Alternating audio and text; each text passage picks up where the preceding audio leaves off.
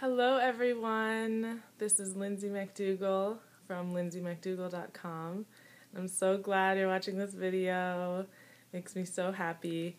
I want to wish everybody a happy Thanksgiving. I hope you guys have an awesome time with friends and family, wherever you're calling home for the moment. And there's wonderful food and an abundance of food and love and light and wonderful communion. This is my favorite time of year, and so I thought that I would do a little bit of a video on tips and things that you can take into this week where you have a little bit more of a flexible schedule and can schedule in some time for some healing and some restructuring and some reflection and rest. And we are in winter time according to Chinese theory, and I in fact feel it in my body, this stillness and peacefulness. So I would like to, for this week, offer some tips to help you come to the next step in your life, because we will be with our loved ones and feeling nourished and supported whatever and wherever we are, whatever we're doing. It's nice to have a couple days off, as we love. So one thing that's really going to be important that I'm going to mention is clutter clearing. And I recently took this abundance course, and one of the core things that keeps abundance coming to you and feeling the abundance of the universe is taking away all the things that do not serve you. Clutter clearing on a physical sense as well as an emotional and spiritual sense.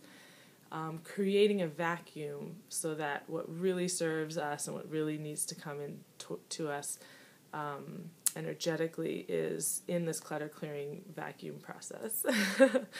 So take inventory. I love using that word, but it's a really good one.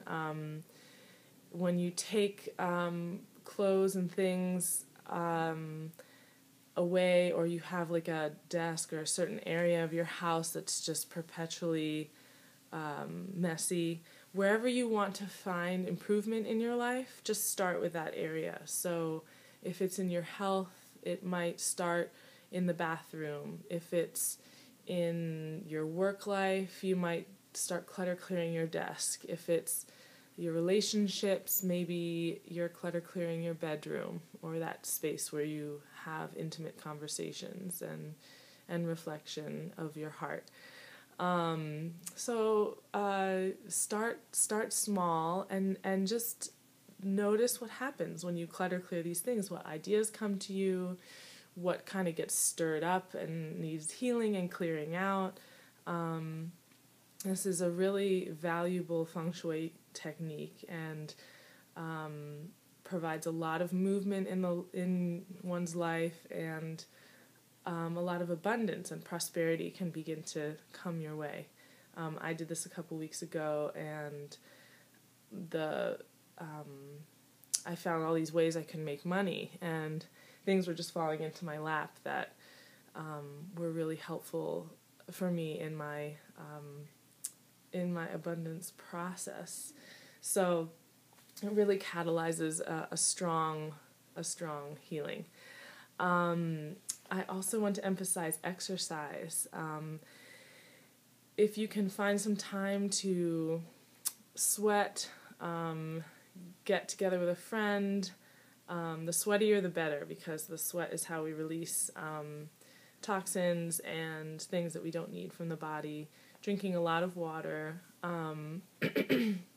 We do want to focus on exercise because with everything that's going on, and I know that there's just a lot more, this is kind of like a new phase for a lot of people, not just in my life, but the way the stars have been aligning. I think a lot of people are finding themselves in new trajectories, new senses of themselves, new ideas for their future.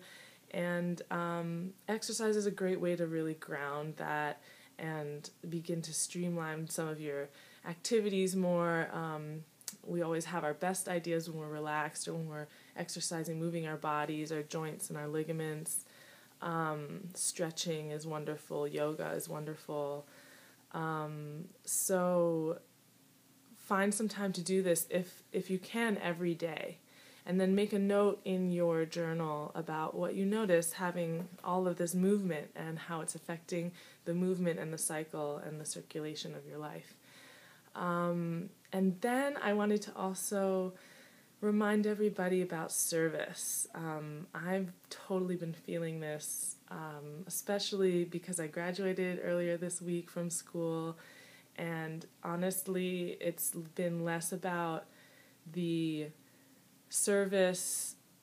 It's been less about my own process in graduating and just like getting it over with, and more about like service to others. I feel myself being called to help others and to be there for others and to show up for others and to really like fully engage with my life, with my whole life, like all my friends, all my colleagues, all my teachers, all of the people who are important in my life, to just like really be there and really show up for them.